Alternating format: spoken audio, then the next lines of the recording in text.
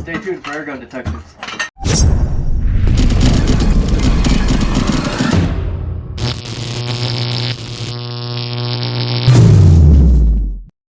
Welcome to another episode of Airgun Detectives. I'm your host, JC. Today, we get to take the mystery out of the brand new, just came out.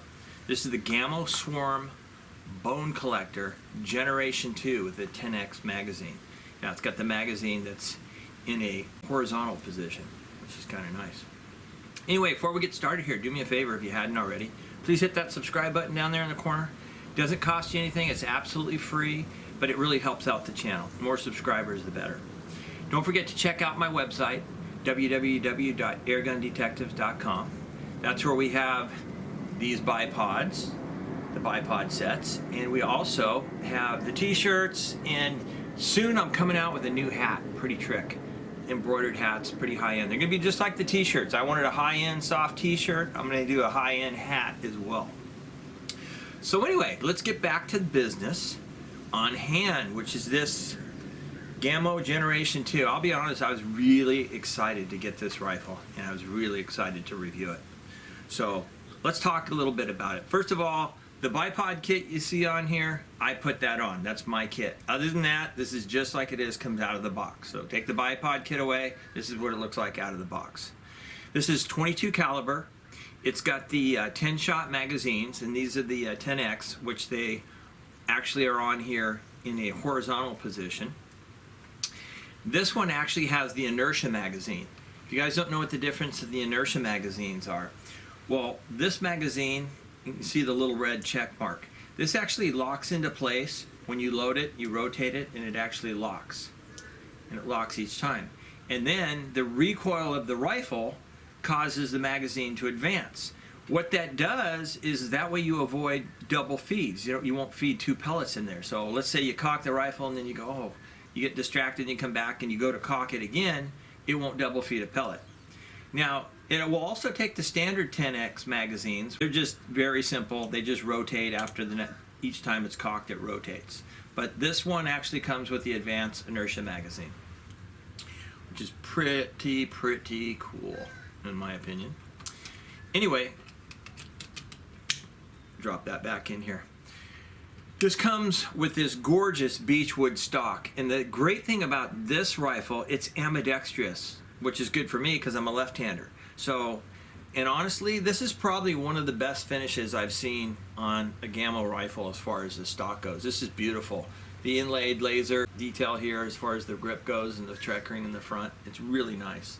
But I love the way this stock is. The finish is outstanding. This also has their fluted polymer barrel. It's jacketed, and then it's got a rifled steel barrel in here. And this has their whisper technology in addition to that. This one, unlike the original first version of the Bone Collector, this one has, wait for it, the Mach-1 power plant. That means it's got the larger compression chamber and the larger piston. And what's that do with the Mach-1? Gives us more velocity, more foot-pounds of energy. So you have your regular Gamo rifles, then you have the Mach-1 level, and then you have the Magnum level. So this is the Mach-1 level.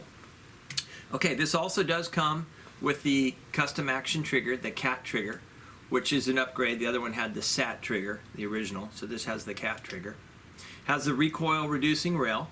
It comes with the 3x9x40 scope. It's not an adjustable objective. It's a fixed objective, but it is 3x9, and we'll go ahead and we'll talk about that.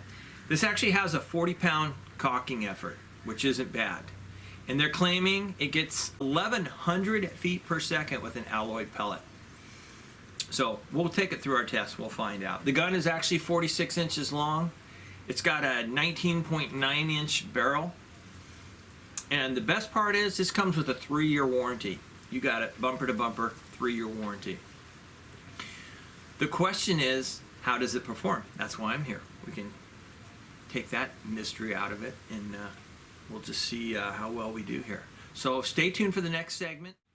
Let's see how our Generation 2 bone collector does over the chronograph. Remember, we've got the Mach-1 piston and chamber on this version, so we're going to hopefully get a little bit more velocity. What we're going to use just a basic Crosman 14.3 grain, just their Premier hollow point cheap pellet. It actually shoots pretty well in this. And then I'm going to show you some higher end pellets. After that, I'll tell you how they perform. But let's go ahead and shoot 5 shots over the Chrony, and then we'll cover the other pellets. All right. Shot number 1. 818. Shot number 2. 816. Shot number 3. 819. Shot number 4. 815. And one more shot. 819. Wow, what a great standard deviation if you think about that. So there's your average velocity and your foot-pounds of energy with the Crosman Premiers. Okay, so let's cover some others that this did well with. The H&N Hornets, which did well with the Magnum. I wanted to test them in this. Guess what? One of the most accurate pellets in this rifle. So we averaged 750 feet per second, and we had our 16.2 grain pellets, keep that in mind. And we got a little over 20 foot-pounds of energy out of the muzzle. The next popular one was the Field Target Trophies. They're the 14.66 grain. We averaged 818 feet per second, pretty much exactly the same as the Crossmans here. And we also got right around, well, just under 22 foot-pounds. It was 21.75 foot-pounds of energy. And then for fun, I wanted to try the new Barracuda 18s because they shot well in this. And they have a little longer skirt, so they're actually really easy to load in the magazine, and I'll talk more about that when we wrap this thing up. But they averaged just under 20 foot-pounds of energy out of the barrel. And you know, downrange, they're probably going to give you a little bit more foot-pounds of energy. But anyway, these all worked out quite well. So the good thing about this model, it is not overly pellet picky. So the inexpensive Crosman Premiers perform outstanding in it. And then if you want to change your pellet up for some hunting purposes or something like that, I mean, the selection is wide open in this rifle. All right, let's move on to the next. Let's see how our Gen 2 bone collector does as far as accuracy goes. As I said in the chrono test, this is not overly pellet picky, so it really likes a variety of pellets. But today, I picked the H&N Hornets. They're a really good hunting pellet. I just kind of like the way they hit, and they had a slight edge on accuracy, but honestly, pretty much this is one of the few Gamos that I've really seen that just likes pretty much any pellet you throw in there.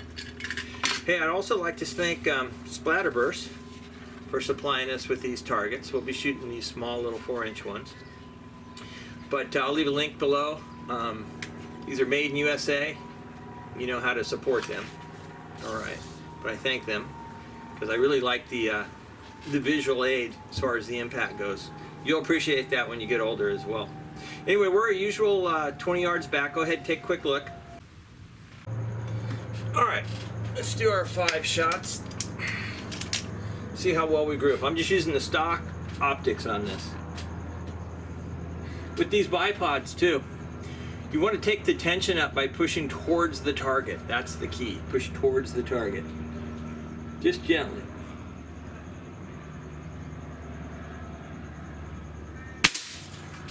That's one.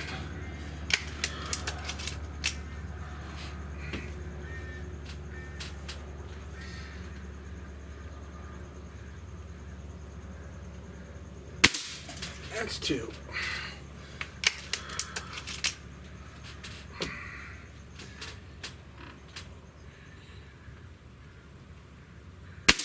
Three.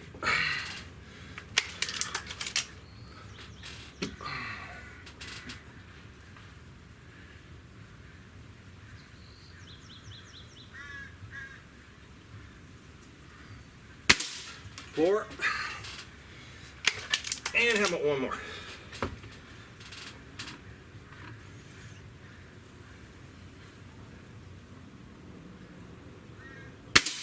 5. I'd say that was a pretty good group if I didn't say so myself. Anyway, so there's your Gamo Generation 2 with some Hornets. Okay, let's test our Gamo. This is right out of the box. We're going to see how the trigger breaks. And then I'm going to add a little section in here because I'm going to upgrade to my trigger screw. It's the best $10 you'll ever spend on a Gamo rifle, I promise you. But I'm going to upgrade with the trigger screw, and then we'll test it again. So let's test this first. So we got our trusty Lyman trigger gauge here. Alright, that's 3 pounds, 7/10 of an ounce. Since this is a magazine-fed rifle, it's easy to load, we're going to test it one more time. Okay, number 2.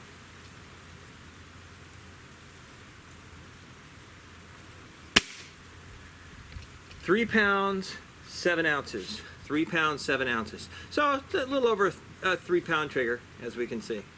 Okay, now let's look at the upgrade and see how well it breaks.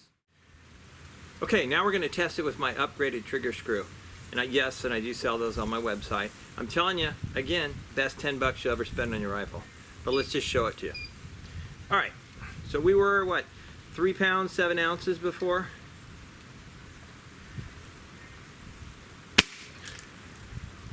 £1 pound, 7 ounces. 1 pound, 7 ounces.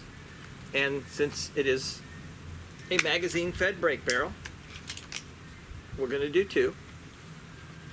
We'll see how this one is. Alrighty. Pull number 2.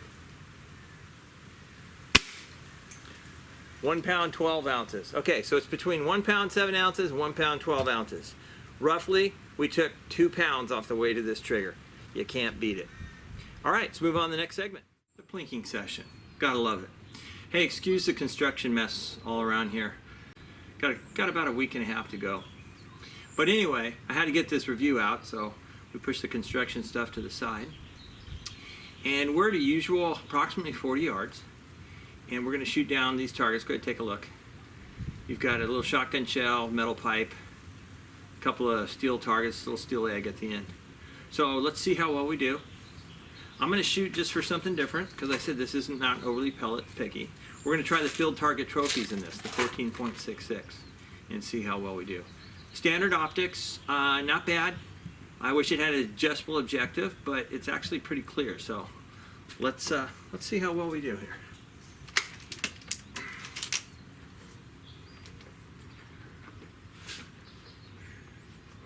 All right, little egg.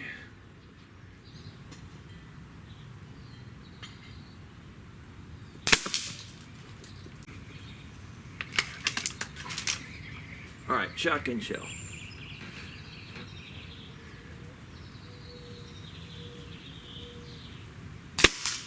There we go. Let's take out the little pipe next.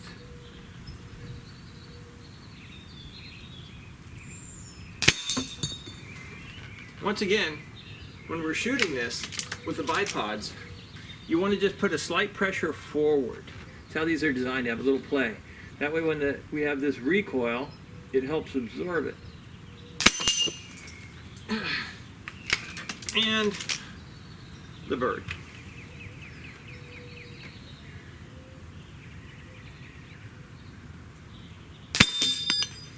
Yeah, that is pretty good. All right, yeah, anyway, not too shabby. All right, let's wrap this up with our conclusion. That was a lot of fun. What an enjoyable rifle to shoot. You know, I shot about 300 rounds through this. Just want to let you guys know, these things, they retail for around $300, and they're just starting to show their face right now. Like any review, let's talk about the negatives. So the negative on this rifle, honest to God, the only thing I can really complain about is the scope doesn't have an adjustable objective. But other than that, this scope is very functional. I was actually surprised. The glass is really clear on it. At our 20 yards, we were crystal clear, and so were we at our 40 yards. And you saw we were hitting some small targets out there. But let's talk about the positives. First of all, I got to tell you, this thing feels so good to shoot. This stock is completely different than the Generation 1. It's thicker, it's heavier. It feels so good to shoulder it. It feels good around the hands. It just feels very, very solid. I personally think this is one of the best stocks that Gamo has put together. Just the configuration, and I love the fact it's ambidextrous. Gotta love that. What else here?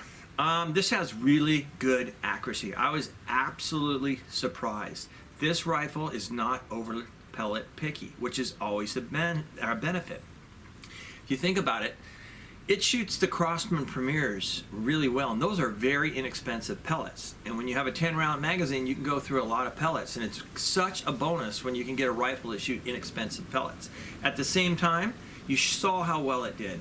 I shot the Hornets, and we had right around a 1/4-inch group. You can't beat that. And these are producing 21 foot-pounds of energy, and you can thank it to the Mach-1 piston system for that. That power plant is amazing. You know what's really good about this rifle? The Magnum rifles, just the true Gamo Magnums, those are really designed for hunting because they have a beast of a cocking effort. It's about a 50-pound cocking effort. They have a heavy recoil, and that's something you'd want to take in the field, have that little extra power, and be able to, you know, take out your game with that. However, plinking in the backyard, those are not the best because you have that constant effort of that heavy cocking and then the recoil, and it's just not fun. You know, shoot a few shots, you're done with it. This, you can shoot this all day, but at the same time, it has enough power where you can take it out and go hunt with it because you're putting out over 21 foot-pounds of energy. But at the same time, you can plink with it, and believe me, that's why I said I put 300 rounds through this. So it's a very reasonable cocking effort. So that is a total bonus. The cat trigger, I love the cat trigger once my screw is installed. And my screw kit makes all the difference in the world. I demonstrated that for you. And if you guys want one, just check out my website. They're there. They're right at $10, $9.99. And it will make all the difference in the world. And I promise you it'll be the best $10 you ever spent on your Gamo rifle. So it takes a good trigger and it turns it into a great trigger. It really does. Other thing, let me show you. I'm going to show you a trick about these magazines. When you're loading these magazines, whether it be the Inertia or the other, they're identical. There's a rubber, and you can see it right here. There's a rubber O-ring that goes around and holds the pellets in. Well, when you're shooting shorter pellets, in other words, shorter skirted pellets, let me show you a couple examples here. So here's our field target trophies. Let's just set an example here. And we have our 18 grain. I'm going to show you our 18 grain has a much longer skirt. You guys can see the two of those, right? So the 18 grain has a much longer skirt, and with a longer skirt, you can just drop these pellets in easily, and they seat themselves just by pushing in with your finger. See, it's done. It's that simple. It goes in, done. Now, when you shoot the shorter skirted pellets, you really need to use a pellet seater. A pellet seater's a must on these, in my opinion, because you need to get these where they'll snap down right below that O-ring. So what you want to do is just line those up. Got to line that up, and then take your little seater and push it down, just till it clicks like that. But the good thing is, it's not a single shot rifle. So you can sit there and load these magazines up with 10 rounds, but use your pellet seater. It'll save you a lot of grief. And you're going to need to use a pellet seater with the Crossmans as well as some of these other ones with the shorter skirts. The longer skirts, the 18 grains, they go right in. Not even an issue. But I just wanted to kind of give you guys that little inside on that. So that's a trick on that. Also, now keep in mind, this does not come with the rails. These are my rails. I sell those on the website. These are Generation 2. And I did find the perfect spot to mount these. And I'll show you a little picture, because if you happen to get this rifle, you can come back to this video and you can see this is the best spot to mount these. The wood was the thickest and it gives the best balance point. And I just love shooting off these. These are great. So, how would I rate this rifle? Well, first of all, you're getting a ton of rifle for $300 if you think about it. A gun that we talked about that basically can shoot any pellet, and it's not a heavy recoil, it's not a heavy cocking effort. So how would I rate this? 5 stars. Yep, this is only the second Gamo rifle I've ever given a 5-star rating to. But honestly, I'm going to tell you right now, this is my favorite Gamo rifle thus far. this is my absolute favorite. I just love the balance with the power, and it's great for plinking. You could use it for your pest control or small game hunting, you know, with 21 foot-pounds of energy. But I love this. This is absolutely my favorite Gamo rifle, and it is so fun to shoot. So do me a favor, check out my website once again. I told you I got some hats coming out. Got my t-shirts there. You can get the Generation 2 bipod kits, and these are performing actually really well. And one thing I want to remind, and I mentioned this during when I was shooting, these bipod kits, I designed these to have a little bit of play in these. So when you actually shoot and you line yourself up with your target, you need to kind of take the slack out by pushing forward on the rifle, just gently forward on the rifle, and that's when you want to fire. But this little slack in these bipods helps with the recoil on these brake barrels. And I told you, I tested these for over a year trying to come up with the best system so that these would be the most accurate, and I think we discovered it. So what I need to tell you, fathers out there, have a happy Father's Day. I hope you get maybe a new air gun or some pellets or something fun for Father's Day, or maybe just some time to do some shooting. But anyway, I hope you and your families are doing really well. I appreciate you taking the time to watch us. And again, this is where we take the mystery out of the air gun. Until next time, take care.